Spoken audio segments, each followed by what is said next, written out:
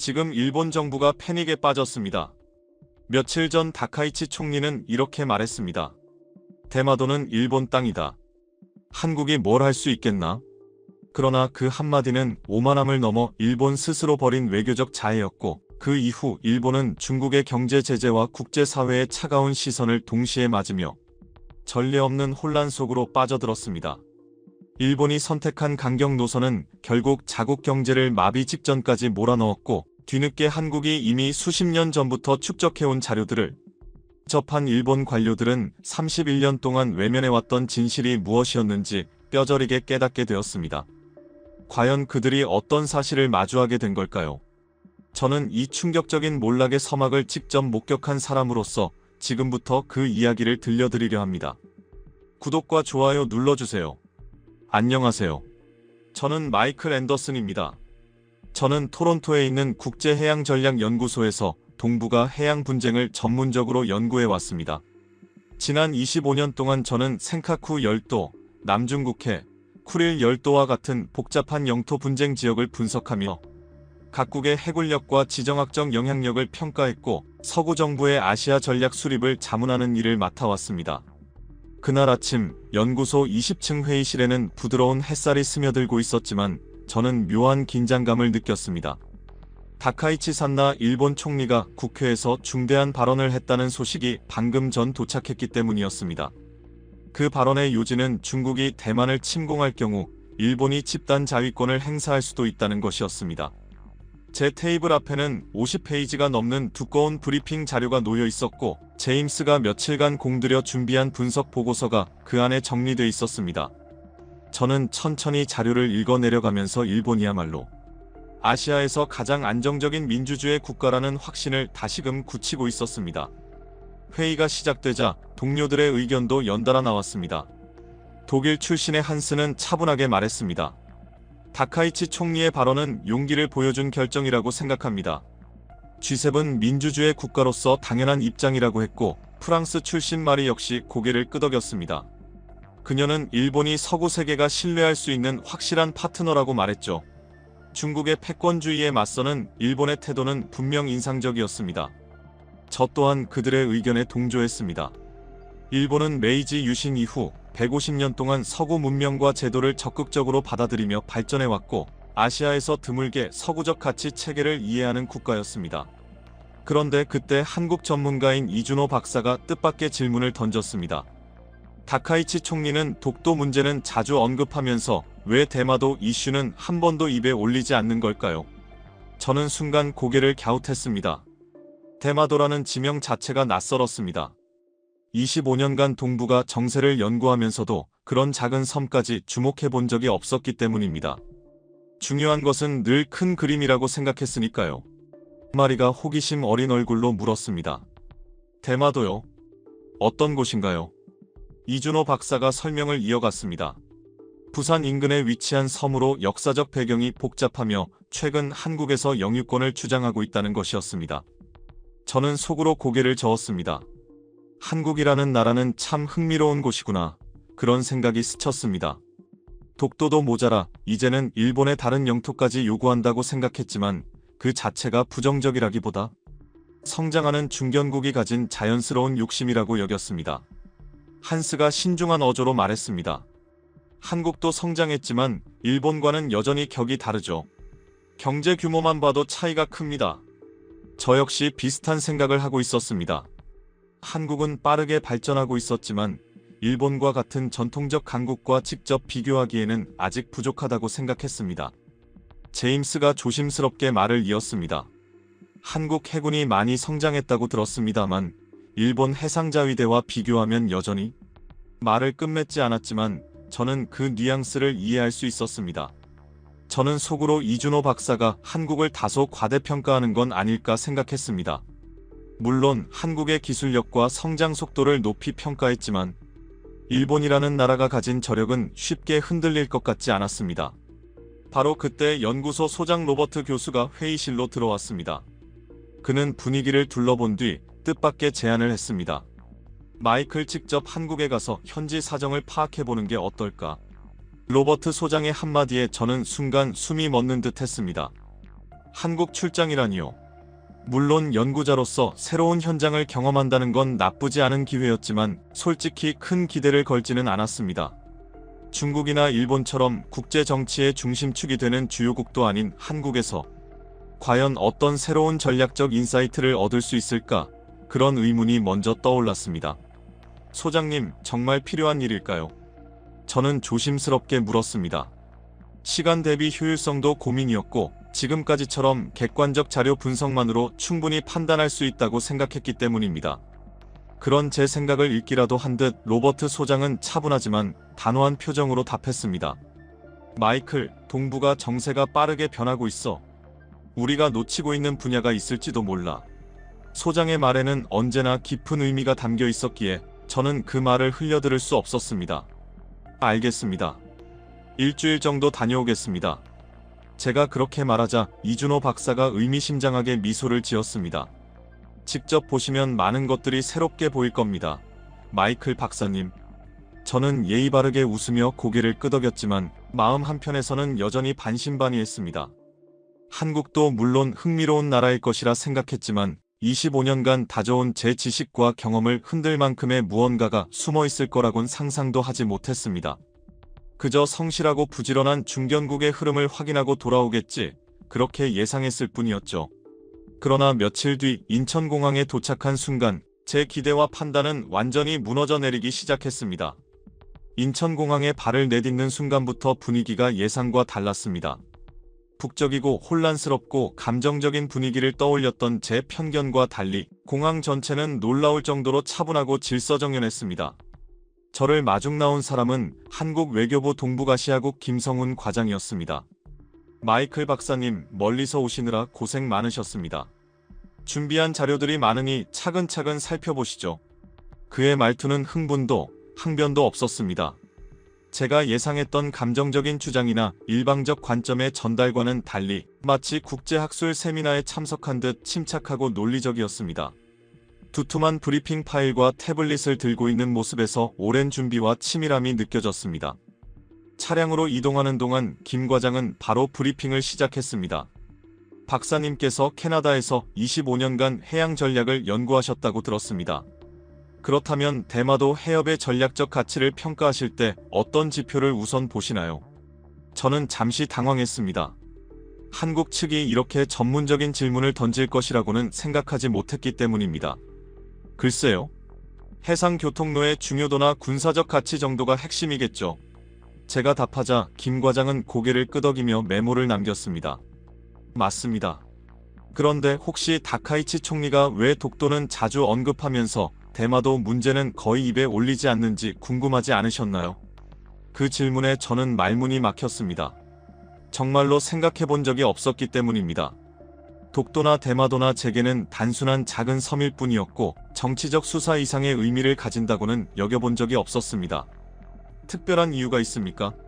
제가 되묻자 김 과장은 짧게 미소 지었습니다.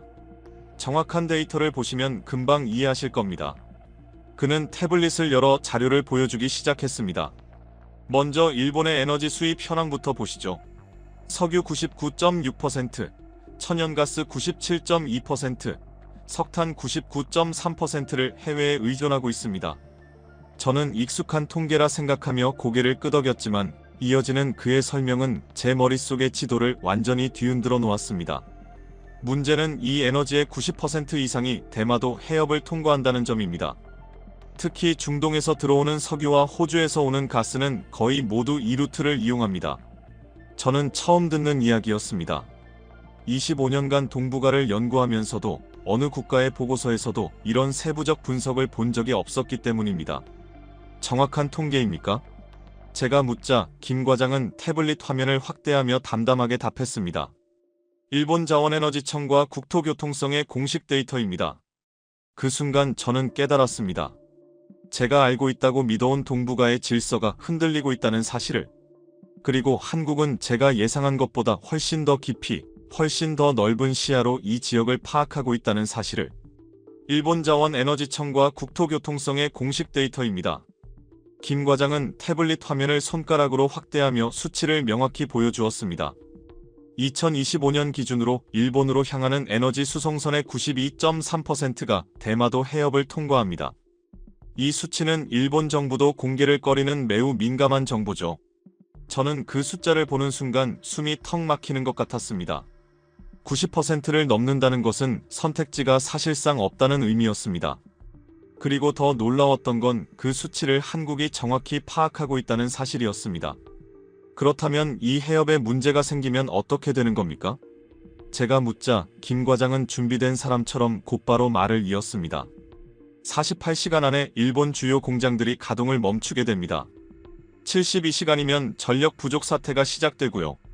그는 감정 섞인 표현을 단 하나도 사용하지 않았습니다. 마치 이미 검증된 물리 법칙을 설명하듯 담담하고 정확하게 말했습니다. 저는 오히려 그 담백한 어조에서 더 큰 무게감을 느꼈습니다. 그런데 일본은 왜 이런 취약점을 공개적으로 언급하지 않는 걸까요? 제가 질문하자 김 과장은 빙근 미소를 지으며 짧게 대답했습니다. 그게 바로 핵심이죠. 대마도 문제는 단순한 영토 분쟁이 아닙니다. 차량이 서울 중심부로 들어서자 김 과장은 또 다른 자료를 펼쳤습니다. 대마도 해협이 하루만 봉쇄되어도 일본이 입게 되는 경제적 피해가 얼마나 되는지 아십니까? 단순히 에너지 문제만이 아닙니다. 대략은 알고 있습니다. 제가 그렇게 답했지만 사실 구체적인 수치에는 확신이 없었습니다. 하루 약 2조 원 정도로 추산됩니다.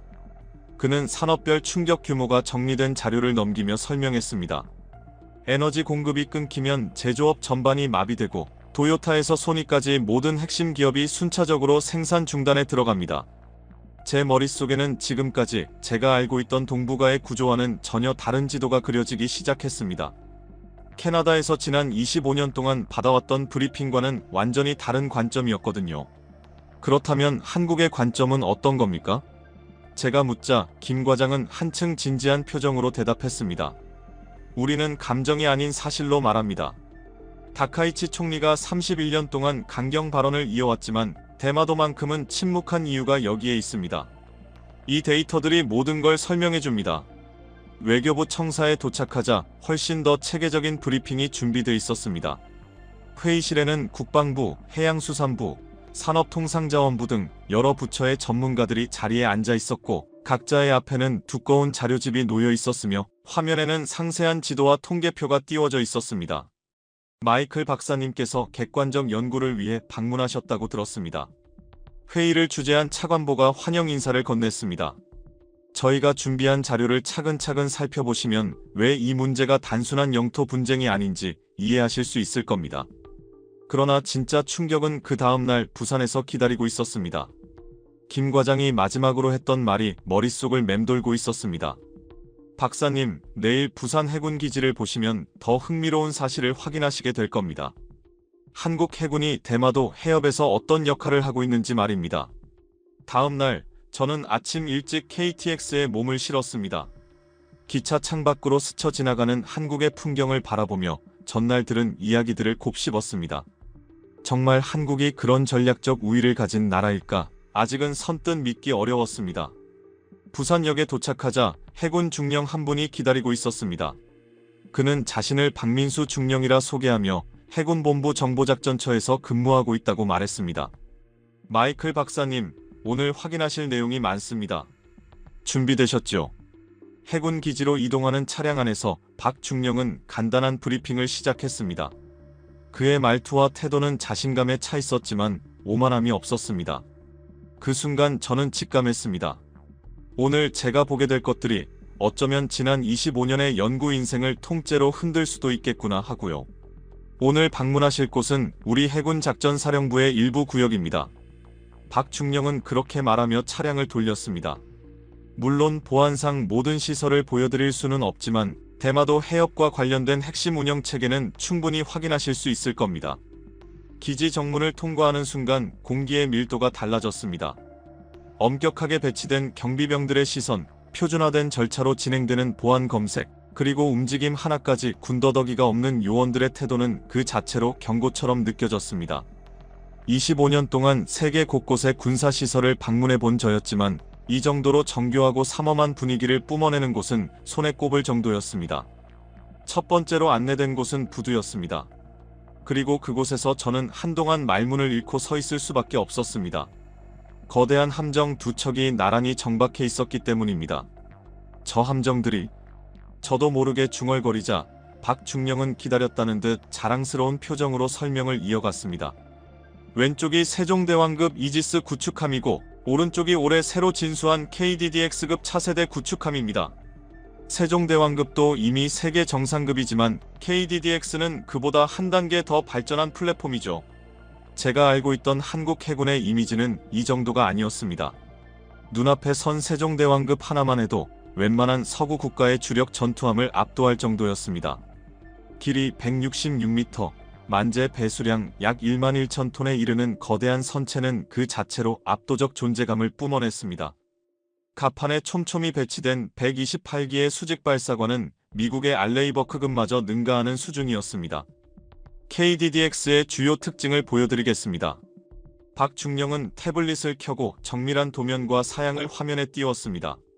스텔스 설계, 통합 마스트 시스템, 차세대 레이더를 탑재했고 탐지 범위는 기존 모델보다 훨씬 넓습니다. 특히 대공 탐지 능력이 500km를 넘습니다.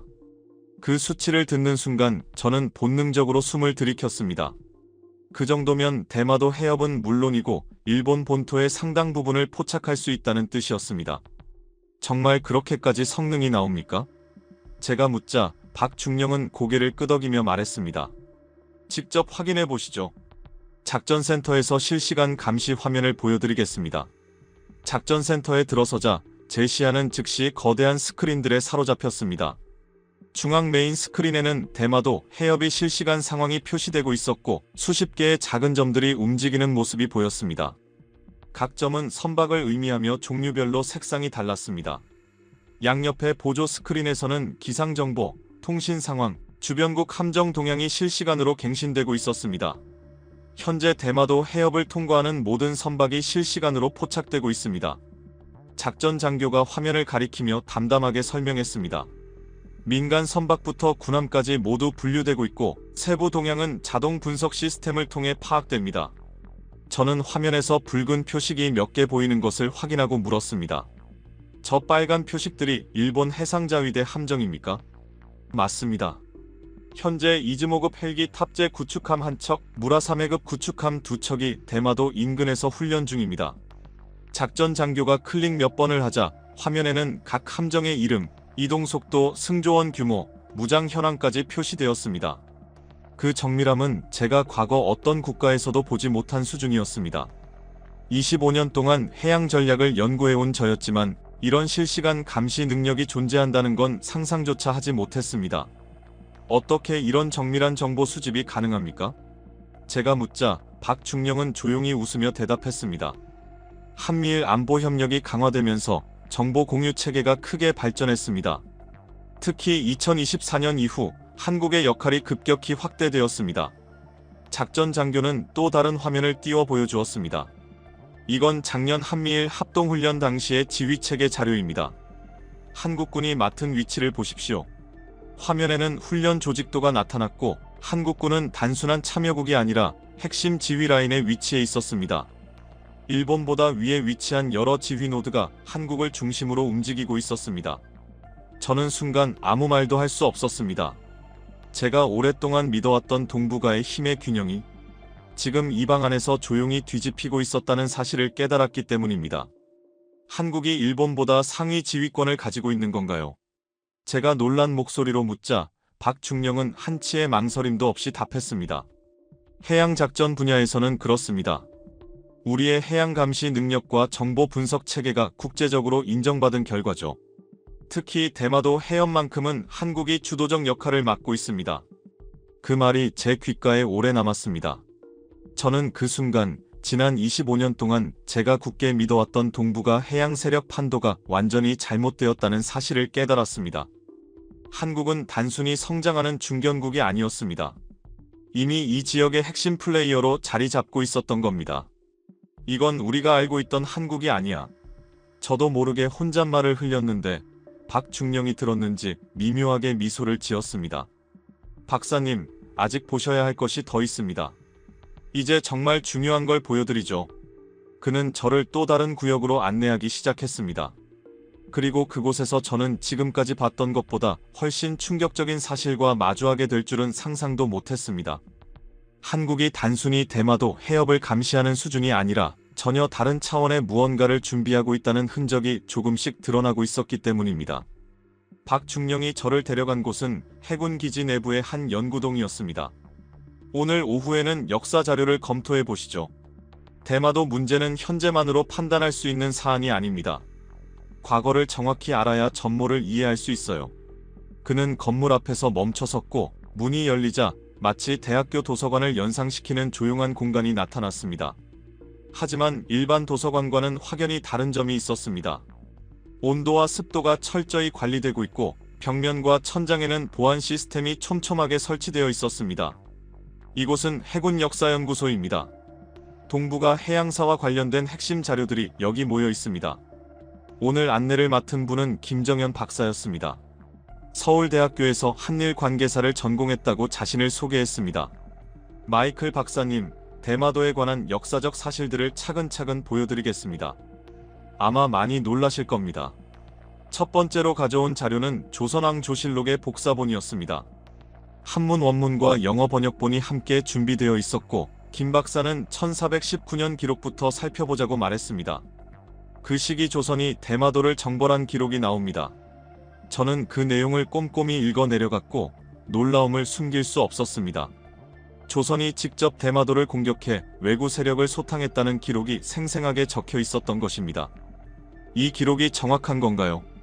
제가 묻자 김 박사는 단호한 어조로 답했습니다. 조선왕조실록은 유네스코 세계기록유산입니다. 역사적 신빙성이 검증된 최상급 사료죠. 그리고 더 중요한 건 그 다음 부분입니다. 그는 페이지를 넘기며 설명을 이어갔습니다. 1443년부터 1592년까지 약 150년간 대마도가 조선의 속국 지위를 유지했다는 내용이 줄줄이 기록돼 있었습니다.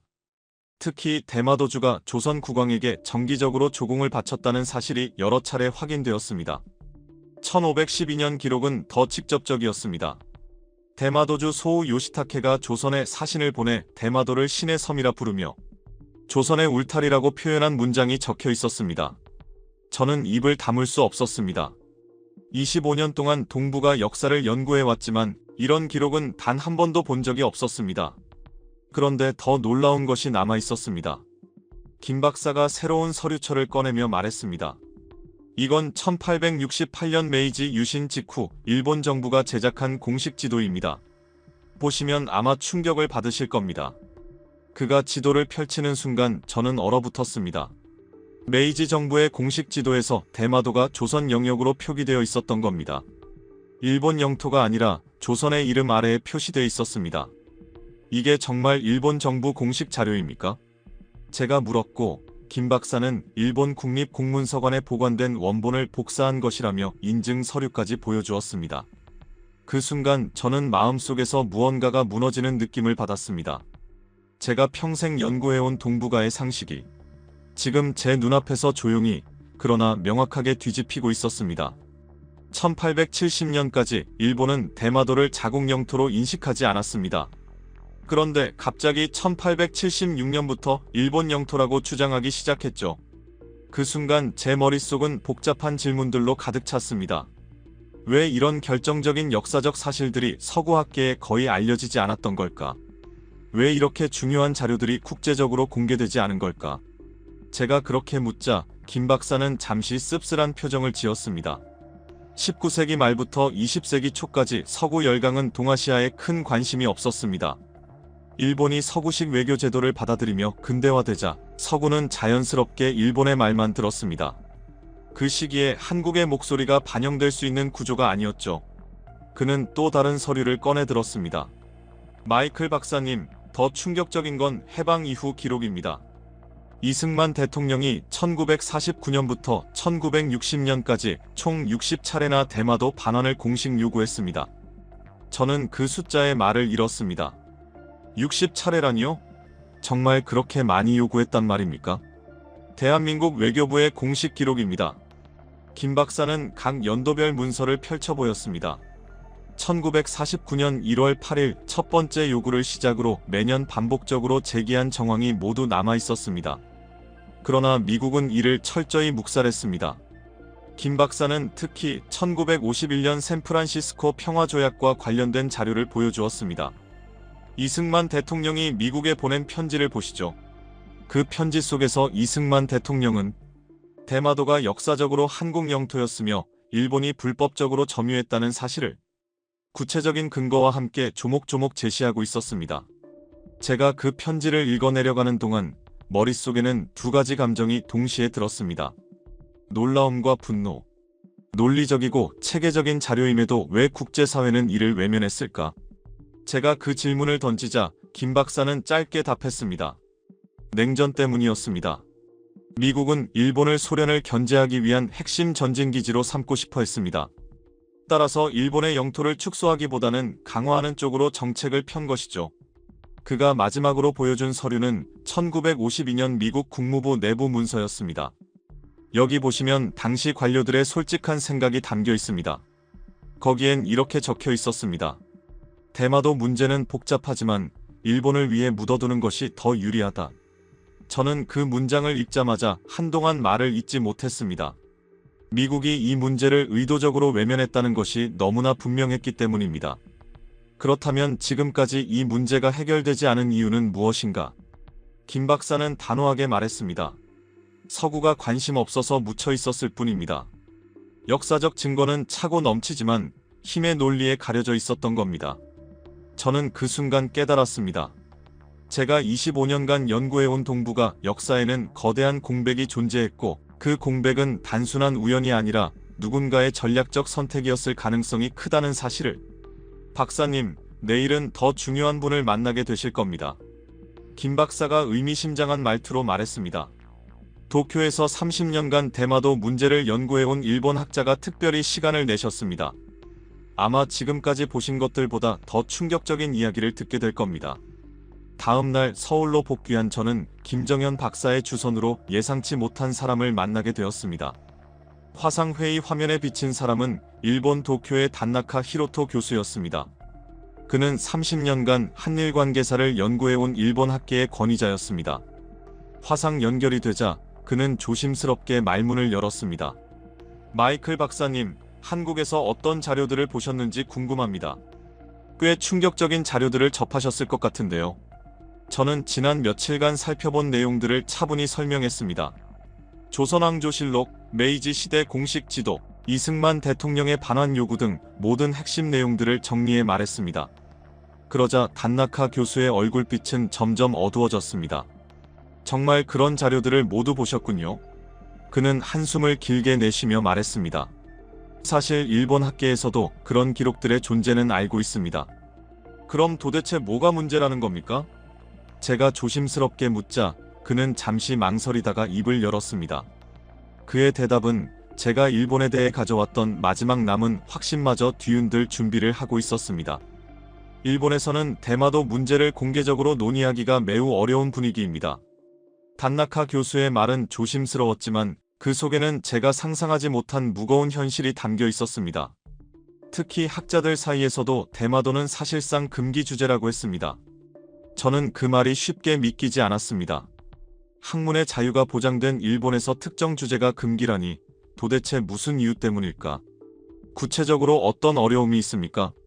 제가 묻자 단나카 교수는 고개를 천천히 저으며 자신의 경험을 털어놓기 시작했습니다. 제가 2010년에 대마도 역사에 관한 논문을 발표하려 했을 때였습니다. 동료 교수들이 모두 말렸습니다. 그런 민감한 주제는 절대 건드리지 말라고 했죠. 그는 이어서 더 충격적인 이야기를 꺼냈습니다. 일본 정부는 독도 문제에 대해서는 매년 수십억 엔의 예산을 들여 국제 홍보를 합니다. 하지만 대마도 관련해서는 단 한 푼도 쓰지 않습니다. 저는 그 대조가 너무 이상해서 직접 확인하고 싶었습니다. 정말 그런 차이가 있습니까? 확실합니다.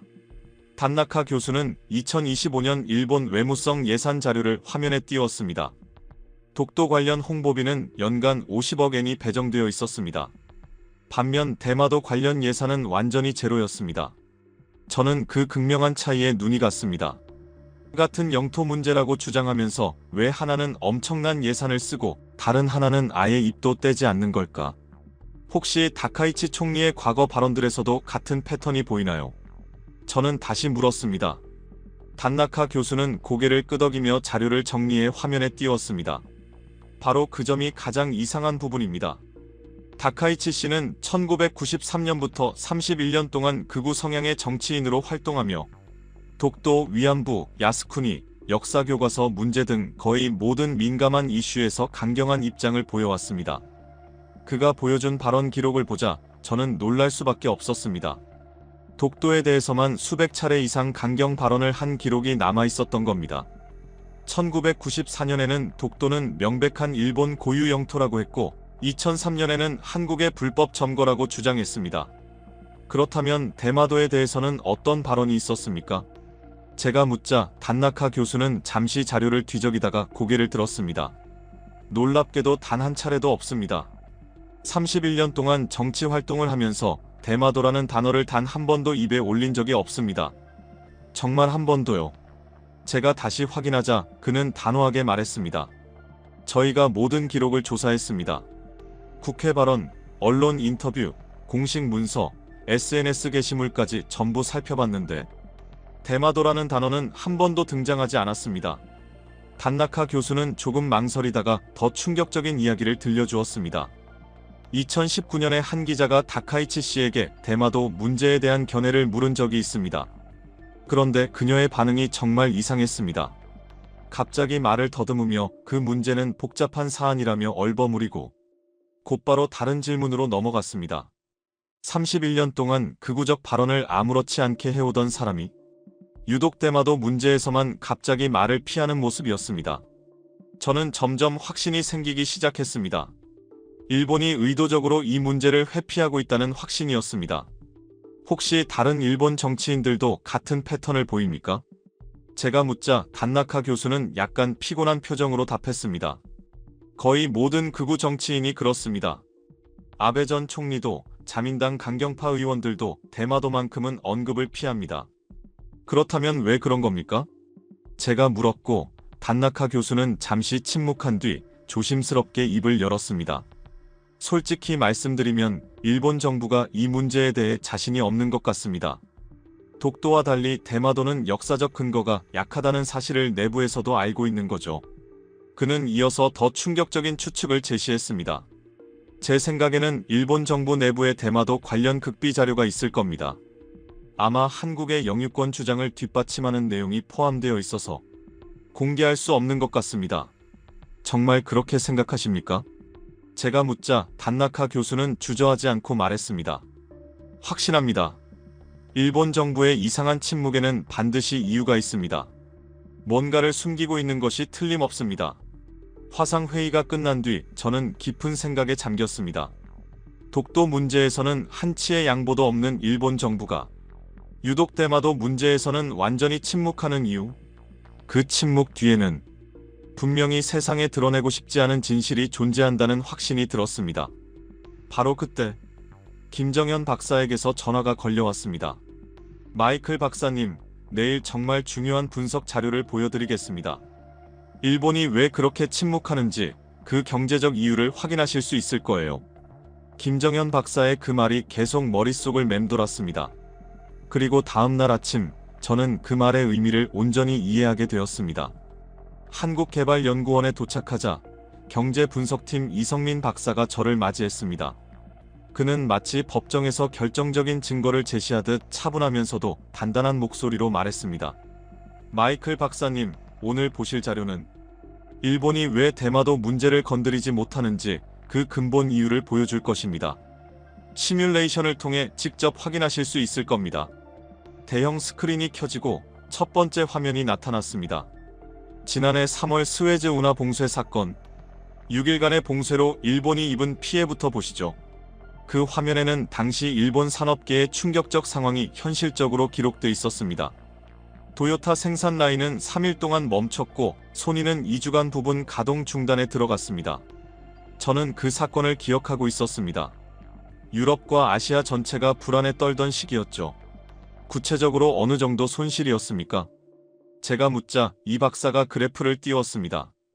일주일간 총 2.3조 엔의 직접적 손실이 발생했습니다. 그런데 스웨즈 운하는 일본 에너지 의존도의 35%만 영향을 준 겁니다.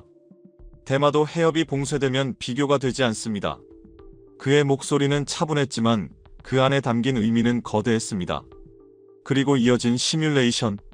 대마도 해협 48시간 봉쇄 시나리오입니다. 첫째 날, 오사카만 일대 제철소 11곳이 즉시 가동 중단. 둘째 날, 나고야 자동차 공장들이 줄줄이 멈춤. 스크린 위에는 실시간으로 변화하는 누적 피해 그래프가 떠올랐습니다. 24시간 후 4조 엔, 48시간 후 18조 엔, 72시간 후 28조 엔. 정말 이렇게 빠르게 마비됩니까? 제가 놀란 목소리로 묻자 이 박사는 준비해온 자료를 펼쳤습니다. 올해 초 실제 사례가 있습니다. 러시아산 가스 공급이 이틀 중단됐을 때 홋카이도 전 지역이 정전 사태에 빠졌습니다. 그런데 그게 전체의 12%였어요. 대마도 해협은 일본 에너지 수입의 92%를 책임집니다. 그는 산업별 피해 자료를 넘기며 자세히 설명했습니다. 도요타는 하루 생산량이 1만 3천 대입니다.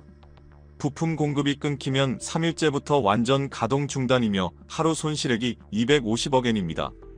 저는 숨이 막히는 듯한 충격을 받았습니다. 한 기업 하루 손실이 250억 엔이라니. 다른 제조업체들은 어떤가요? 이 박사가 리스트를 보여주었습니다. 파나소닉, 소니, 미쓰비시 등 모든 제조업이 동일한 타격을 받습니다. 일본 제조업 GDP의 73%가 3일 안에 완전히 마비됩니다. 그는 반도체 산업의 상황을 별도 화면으로 보여주었습니다. TSMC 일본 공장, 소니, 반도체, 도시바 메모리 등 핵심 시설들이 모두 72시간 안에 생산 중단 상태로 들어갑니다. 여기서 끝이 아닙니다. 이들 시설이 멈추면 글로벌 공급망이 연쇄 붕괴합니다. 확대된 그래프가 새로 나타났습니다.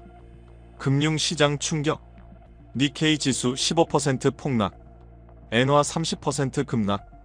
그리고 마지막으로 등장한 것은 2008년 리먼 브라더스 사태와의 비교 그래프였습니다. 대마도 해협 봉쇄 시나리오가 리먼 사태보다 3배 이상 큰 충격을 가져올 것으로 예측되어 있었습니다. 일본 정부도 이런 상황을 대비한 비상 계획이 있지 않습니까? 제가 묻자 이 박사는 고개를 저었습니다. 계획은 있지만 실효성이 거의 없습니다. 그는 일본 정부의 비상계획서 일부를 보여주었습니다. 태평양 우회 루트를 이용한다고 되어 있는데 운송비는 3배 이상 증가하고 이동시간은 2주가 더 걸립니다. 그리고 결정적인 한마디를 덧붙였습니다. 무엇보다 일본 항만 시설이 이런 대규모 우회 운송을 감당할 수 없습니다. 현재 시설로는 평상시 물동량의 30%도 처리하기 어렵습니다. 이 박사는 추가적인 경제 충격 자료를 제시했습니다. 다카이치 총리의 강경 발언 이후 중국의 일본 투자가 67% 감소했고 관광객은 84%가 줄었습니다. 그가 보여준 피해 규모는 더 심각했습니다. 관광업 14조 엔, 수출 감소 8조 엔, 부동산 투자 철회 5조 엔, 총 27조 엔 규모의 피해. 여기에 후쿠시마 오염수 방류 문제로 인한 국제 불신까지 더해져 상황은 더욱 악화되고 있었습니다. 저는 스크린 속 숫자들을 멍하니 바라보기만 했습니다. 일본이 왜 대마도 문제만큼은 절대 건드리지 못하는지 그 이유가 너무나 분명해졌기 때문입니다. 대마도는 일본 경제의 목줄이었습니다. 그리고 바로 그 순간 저에게 또 다른 충격적인 사실이 전해질 예정이었습니다. 이 박사가 최근 여론조사 결과를 보여주었어요. 2025년 현재 한국 89%, 중국 94%, 대만 76%가 일본 수산물 수입 중단을 지지하고 있었습니다. 저는 그 수치들을 종합해보는 순간 등골이 서늘해지는 느낌을 받았어요. 그렇다면 일본에게 대마도 문제는 경제적 자살과 같습니다. 이 박사가 단호하게 말했습니다. 현재 상황에서 한국과 영토 분쟁을 벌인다는 건 스스로 목을 조르는 행위와 다름없어요.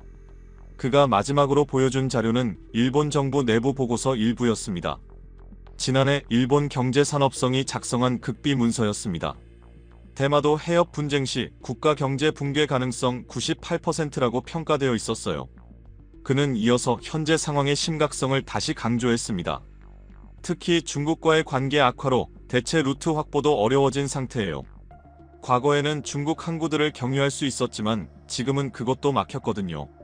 이 박사는 의미심장한 미소를 지으며 마지막 말을 남겼습니다. 반면 한국은 이 모든 상황을 실시간으로 파악하고 있어요.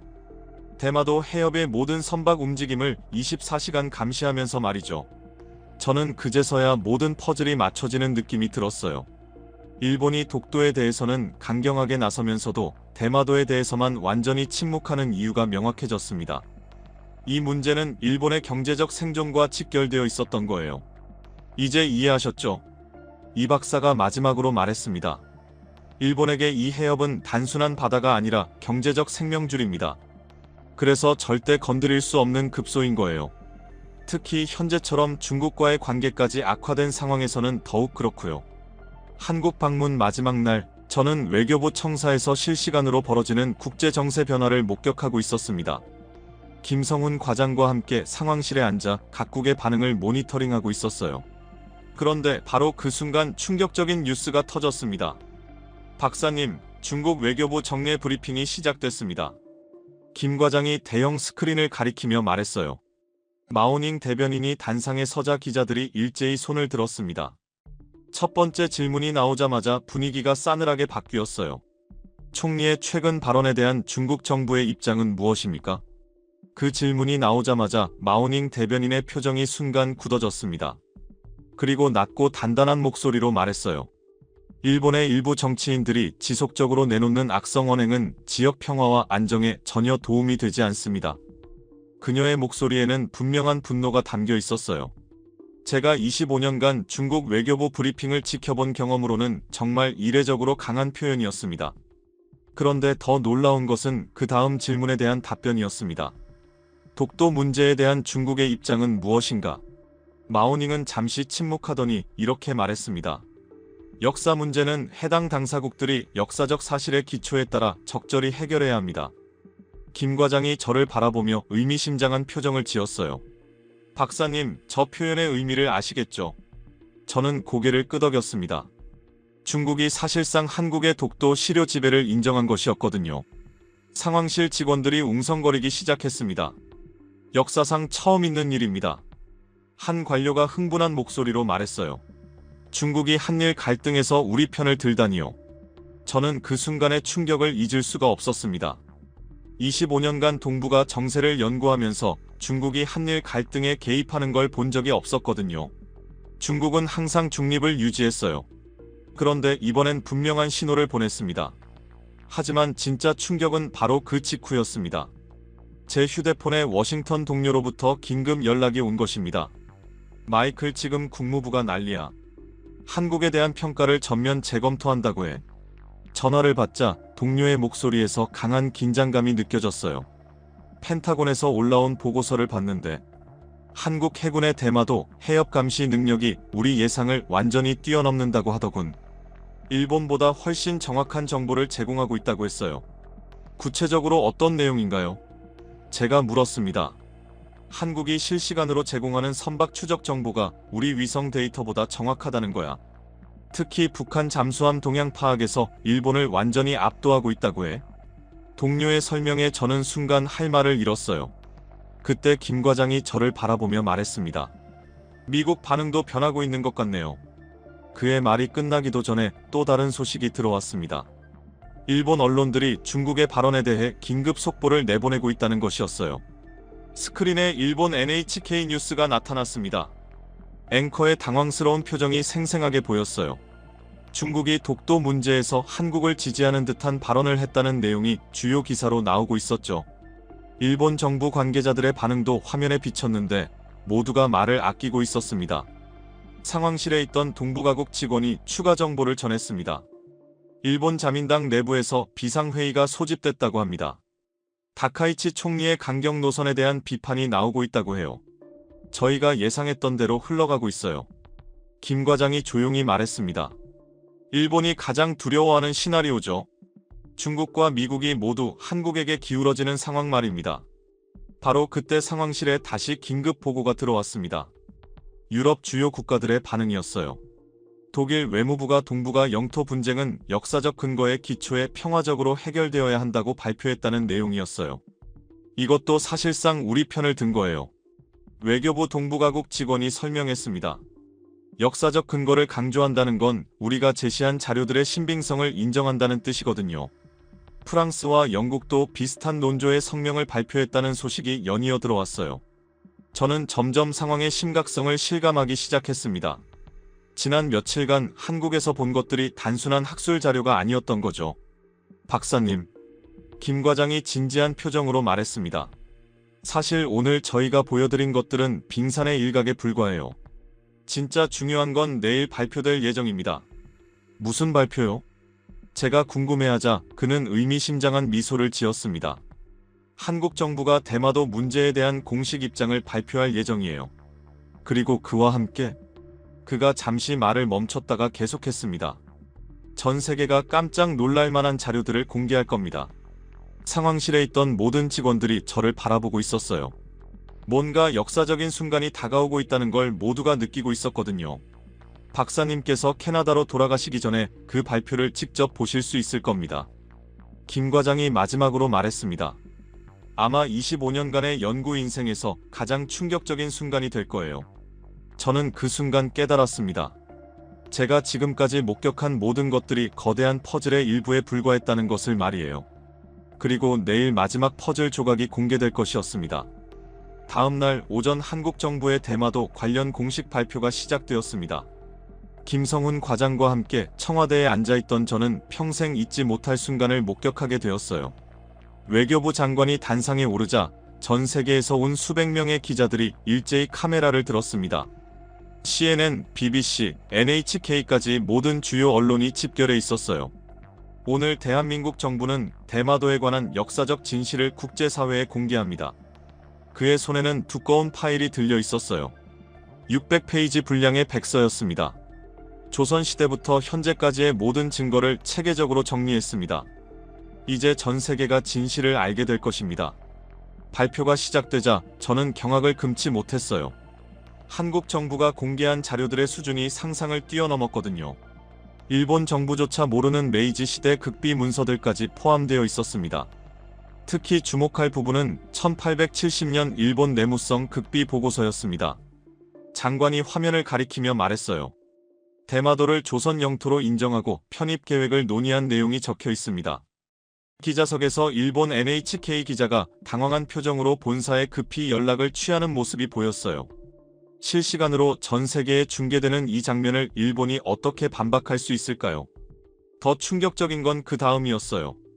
1949년부터 1960년까지 이승만 대통령이 미국에 보낸 예순의 공식 서한도 모두 공개합니다.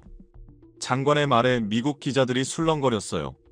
미국이 한국의 정당한 요구를 계속 묵살해왔다는 증거였거든요. 발표가 진행될수록 한국의 치밀함에 감탄하지 않을 수 없었어요. 단순히 역사 자료만 제시한 게 아니라 현재 군사력, 경제력까지 모든 걸 데이터로 뒷받침했거든요. 현재 대마도 해협을 통과하는 모든 선박을 실시간 감시하고 있으며 일본 해상자위대의 모든 함정 동향을 파악하고 있습니다.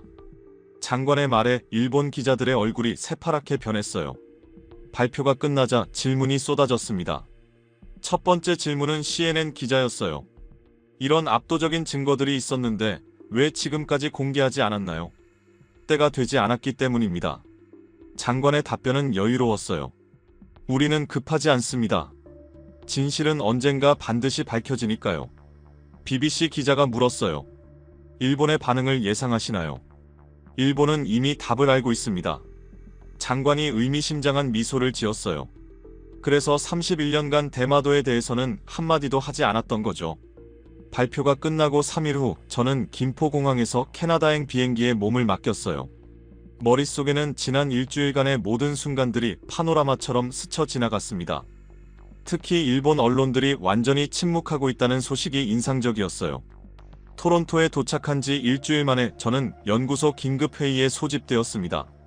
제가 한국에서 수집한 정보들이 워싱턴과 오타와를 경유해 이미 전해진 상태였어요. 마이클 자네가 보내온 보고서가 서구 전체를 뒤흔들고 있어. 로버트 소장이 진지한 표정으로 말했어요. 미국 국무부에서도 동북아 전략을 전면 재검토하겠다고 발표했다고 해. 대회의실에는 북미와 유럽의 동북아 전문가들이 가득 모여 있었습니다. 옥스포드, 하버드, 도쿄에서까지 온 석학들이었어요. 모두 제 보고를 듣기 위해서였습니다. 여러분, 지난 25년간 우리가 알고 있던 동북아는 완전한 착각이었습니다. 제가 첫마디를 꺼내자 회의실이 조용해졌어요. 한국이야말로 이 지역의 진정한 강국이었습니다. 독일에서 온 클라우스 밀러 교수가 손을 들었어요. 하지만 일본도 지칠 회원국이고 경제대국 아닙니까? 바로 그런 편견이 문제입니다. 제가 단호하게 답했어요. 지칠은 회원국이라는 허상에 속아서 실체를 보지 못했던 거예요. 한국은 이미 일본을 모든 면에서 뛰어넘었습니다. 하버드의 존 스미스 교수가 충격을 받은 표정으로 물었어요. 그렇다면 우리가 25년간 틀린 분석을 해온 건가요? 정확합니다. 제가 확신에 찬 목소리로 답했어요. 일본은 감정과 과거 서사에 매몰되어 있지만 한국은 팩트와 미래를 향해 달려가고 있어요. 이번 발표가 그 차이를 극명하게 보여줬습니다. 프랑스 출신 마리 듀퐁 박사가 궁금해했어요. 국제사회 반응은 어떤가요? 중국은 한국을 공개적으로 지지했고 미국도 한국의 데이터를 더 신뢰하고 있어요. 제가 설명했어요. 유럽 주요국들도 한국의 역사적 주장을 받아들이기 시작했고요. 영국 킹스 칼리지의 제임스 윌슨 교수가 핵심을 짚었어요. 그렇다면 동북아의 주도권이 완전히 한국으로 넘어간다는 말씀인가요? 이미 넘어갔습니다. 제가 확신에 찬 목소리로 답했어요. 군사력, 경제력, 외교력 모든 면에서 한국이 일본을 압도해요. 더 중요한 건 한국의 접근 방식입니다. 도쿄에서 온 일본인 교수가 조용히 말했어요. 일본 학계도 이제 인정할 수밖에 없을 것 같습니다. 한국의 논리가 너무 완벽해서 반박할 방법이 없어요. 회의가 끝난 후 동료들의 반응은 충격 그 자체였어요. 한스가 저에게 다가와 말했어요. 마이클, 완전히 새로운 세계를 보여줬군. 한국이야말로 21세기형 선진국이었어. 그날 저녁 연구실에서 최종 보고서를 작성하며 저는 깊은 감동에 젖었습니다. 일본은 감정, 한국은 팩트. 미래는 한국이다라고 결론을 내렸어요. 마지막 문단을 쓸 때는 가슴이 뭉클했어요. 한국이 보여준 것은 단순한 영토 회복이 아니다. 진실을 마주하는 용기, 데이터로 말하는 냉철함, 그리고 미래를 향한 확고한 의지였다.